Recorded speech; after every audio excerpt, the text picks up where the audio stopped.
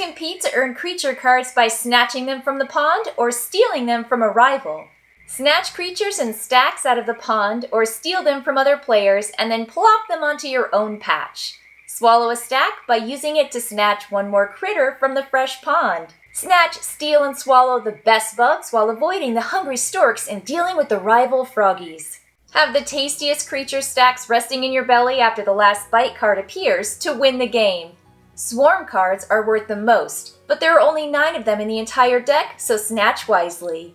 Set aside the first leap card and the last bite card. Shuffle all the creature cards and place them in a face-down deck in the middle of the table. Hold the last bite card upright next to it and locate the line showing your player count. Slide the card into the deck at about that height, slightly sticking out from the deck.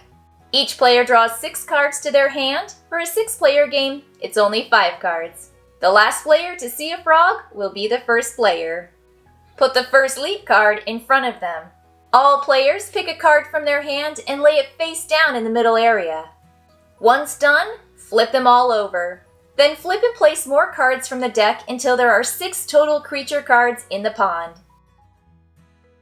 Snatch It is played in rounds of 2 phases. First, the snatching phase, and then the stork phase. On your turn, your frog will perform one action. Most of them, snatching, stealing, and swallowing, require playing a fitting card or stack onto another card or stack.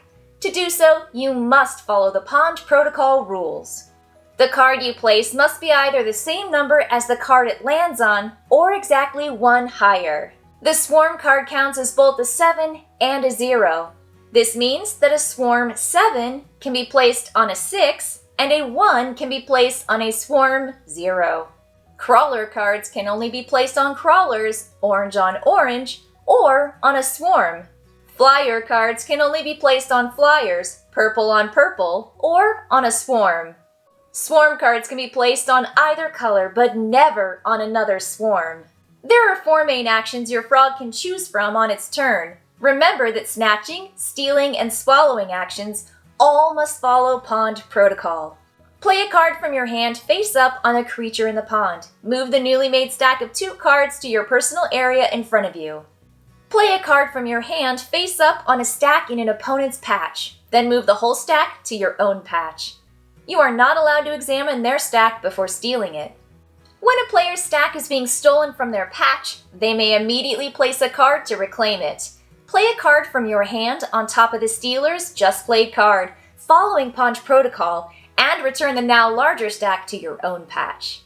If a player reclaims their stack, the stealer draws 1 card from the deck as a consolation prize. Place a stack from your patch onto a card in the pond. The top creature of your stack must follow pond protocol. With the meal now ready, swallow it all by setting the whole stack face down next to you. This is your frog belly, where your morsels sit safe and tasty.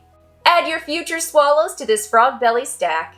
Play a card from your hand into the pond, perhaps to hunt later. However, a card can only be played this way if it is not able to snatch or steal.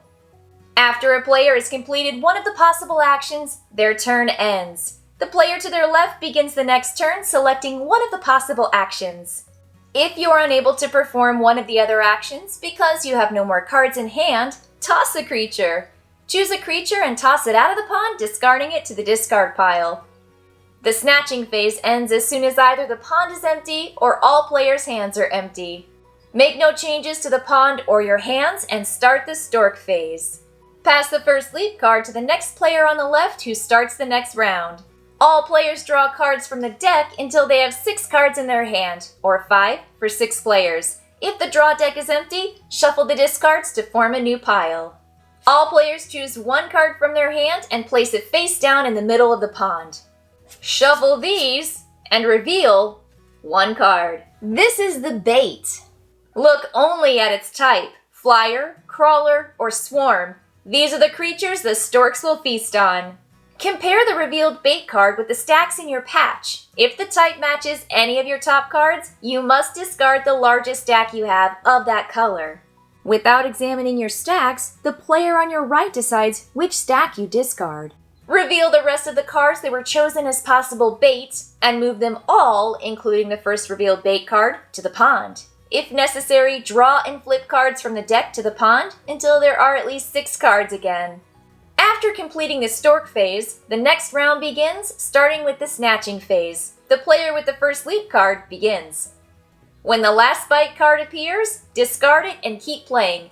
If it appeared in the Snatching phase, this round is the last round. If it appeared in the Stork phase, the next round is the last one. Keep in mind, during the final round, there is no Stork phase. Players automatically swallow any stacks left on their patch at the end of the round.